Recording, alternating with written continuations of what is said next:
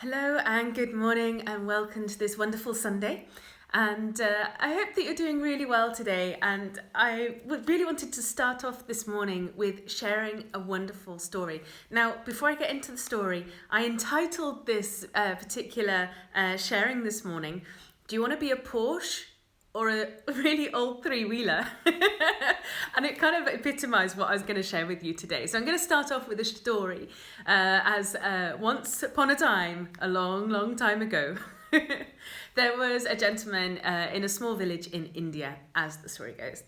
And there was a village saying that if you wanted truth, you could go up into the hills, and there was a particular cave with a well.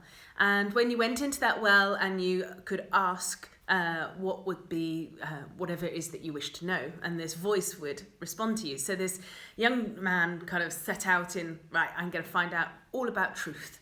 So there he is, he goes off into the hillside, he finds the cave eventually that's got this beautiful well in it. And he says to the voice of the cave, "Tell me the meaning of truth." And the well says, "Okay, go back to your village and to the crossroads in the village, and there you will find out all about truth." And the young seeker, he's really excited because he's just heard this voice as if from God, and he's kind of runs back down the hill and he moses up to the to the crossroads, and there he is sitting at the crossroads, and he stays there for like 3 hours and nothing happens. It's just normal everyday life. You've got people going past, the farmers, the merchants, and you've got everything going on around him, but nothing that's kind of revealing truth to him. And he gets a little bit annoyed, and he's kind of, what's going on? So he goes back to the well and he says, "Look, I asked you to tell me the meaning of truth." And the well says, "Go to the crossroads and you'll understand." So anyway, down he goes again. He's like, "Oh, I'm going to trust this one more time." And he sits there and he looks around the whole of the next day, and all he can see is the merchants that work from the village. So you have a metal worker that kind of pulls together scrap metals. You have a woodworker who's a really good carpenter.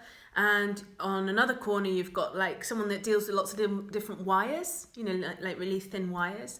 And there's other merchants and things and farmers and so on going past, but nothing that's actually explaining what truth is. So he kind of gets really, really annoyed now. Final time goes up to the well and says, "Tell me, what is the meaning of truth?" And the well says, "In the future, you will understand." And this guy says, "That's a little bit cryptic. Can you be a bit more descriptive?" But there's silence. The well says absolutely nothing. Anyway, this guy says, "I don't believe in this truth thing anymore. This has just been a goose chase. I'm going to go off with my life and get on with getting married and having kids." And years later, he's walking through the same village. He just happens to be walking through, and he hears the most incredible music. He's like, "What is that?" And he's listening, and it's this beautiful Indian instrument called a sitar. And he decides to go to find out what's going on, and he follows the crowds. And there in the middle of the village is this gentleman who's playing a sitar. And he looks at the sitar and he hears the music, and he suddenly has this bolt of lightning as if from the heavens above, and he understands truth. Because as he was sitting there all those years ago on the corner of the road, he could see the woodmaker. And the woodmaker is the one that, of course, creates the body of the sitar. The metal worker also produces things for the sitar, and then also the strings. And so what he realised was that you have all of these individual parts, but together they make something really incredible. But also then it takes the master to learn how to utilise the instrument in order to create that incredible melody and that incredible sound. And when I read that story, it moved me, because if you think about a car, it's the same thing. You have rusty car parts, you have cogs, you have, all these different parts of the engine. I know nothing about cars. And there you have all these different components, and you can lay them all out on the floor, but they don't do anything. It's only when you put them together into this incredible 3D jigsaw puzzle that all then fits underneath the bonnet. And not only that, then really important thing. The car has a dharma. The purpose of the car is to move.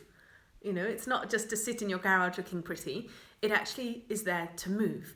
And when I started thinking about these two things, I was looking at my own life and I was thinking, well, it's quite extraordinary, really. I've got all these molecules and I've got all these cells in my body, just as we all have.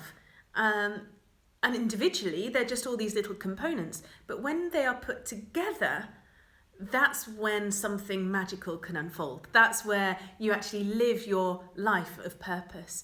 So not only is it the dharma of the human body and anybody, you know, that to be alive, but also to be able to think. A bit like the sitar is just inert unless, you know, you get to learn how to allow the melody to flow through you and through your hands into the instrument. In the same way, if you see your body as that instrument and then you have something called, I don't know, higher divine will or the grace of the universe, whatever it is, flows through you, and therefore you become an instrument of hopefully peace and love and grace within this world. And that's what I wanted to leave you with today is, are we going to put together our life in such a way that we are just conscious, or are we putting ourselves together in such a way that we become even more beautiful? Because if you think about it, we can't just take all the different components of us and lay it all down on the floor and recombine it into something new. We actually have to do our transformation from the inside. A little bit like, you know, that a blueprint, if you like. On the outside, you can be anything, but, you know, like I was thinking about, that's why the Porsche and the three-wheeler, because we can actually choose what kind of being we want to be. Do you want to be something that's flashy and fast and beautiful, or something that's safe, or something that is going to get you from A to B, that's reliable? Do you want to be economic? You know, we can literally choose who it is that we want to be. But the thing is that we have to transform ourselves from where we are now to where we want to be. And that is the journey of the self. But the important thing is that we know what we want to become. Having a blueprint, having a plan that we can implement choice by choice, day by day, to become the very best of who you want to be. So I leave you with that question. Do you want to be a Porsche? Do you want to be a Jaguar? Do you want to be or a three-wheeler? Inherently unstable, but very beautiful as well in its own way. So thank you so much for joining me this morning for this wonderful, in inverted commas, pause for thought. And I hope that this will inspire something of your week as well. So thank you, and see you again next time. Bye.